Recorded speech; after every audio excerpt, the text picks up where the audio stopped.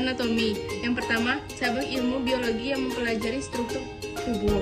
Yang kedua, berasal dari bahasa Yunani, ana, yaitu bagian tomi, potongan. Anatomi adalah ilmu yang mempelajari letak dan hubungan bagian-bagian tubuh manusia.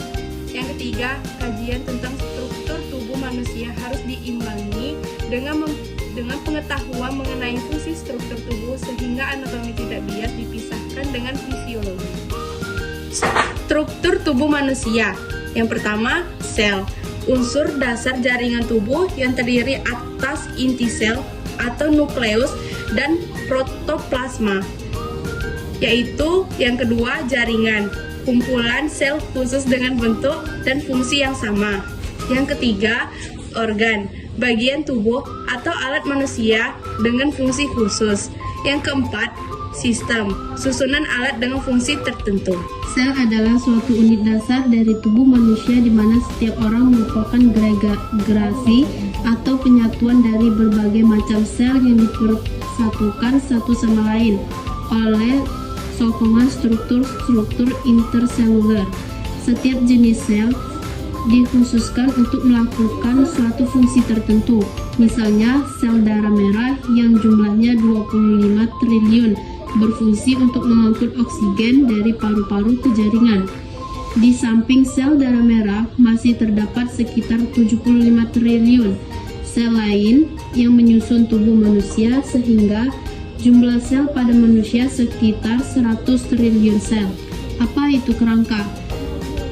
Rangka atau kerangka merupakan sistem penyokong organisme. Sistem penyokong ini bertindak sebagai bingkai tubuh yang tegar. Biasanya rangka ini tersusun dari kalsium. Fungsi kerangka tubuh: 1. Memberikan bentuk tubuh. 2. Memungkinkan gerakan. 3. Menghasilkan sel darah. 4. Melindungi dan mendukung organ. 5. Menyimpan mineral. 6. Tempat pembentukan sumsum kuning. 7. Fungsi imunologis. Gambar lengkap kerangka tubuh manusia. Yang pertama, tulang tengkorak. Yang kedua, tulang selangka. Yang ketiga, tulang lengan atas. Yang keempat, tulang rusuk, tulang pengupil, tulang hasta, tulang paha, tulang betis, tulang kering, tulang ruas jari, tulang lutut, tulang dada, dan yang di belakang yaitu tulang belikat, tulang punggung, tulang panggul, tulang ruas jari, tulang telapak tangan, tulang pergerakan tangan. Kepala tengkorak. Tulang tengkorak merupakan salah satu bagian tulang yang penting dalam sistem kerangka manusia. Tulang tengkorak tersusun dari beberapa tulang dengan fungsinya masing-masing.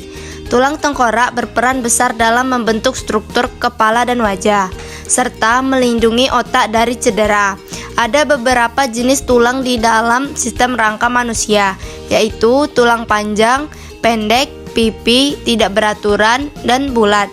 Tulang-tulang tengkorak termasuk tulang yang berbentuk pipi dan tidak beraturan. Rangka badan. Rangka badan meliputi tulang belakang, tulang rusuk, tulang dada, tulang gelang bahu, dan tulang gelang punggung. Rangka anggota gerak. Rangka anggota gerak berbentuk pipa, berluas-luas, dan berfungsi untuk mendukung terjadinya pergerakan. Rangka anggota gerakan terdiri atas tulang-tulang anggota gerakan atas atau tangan dan tulang-tulang anggota gerak bawah atau tungkai.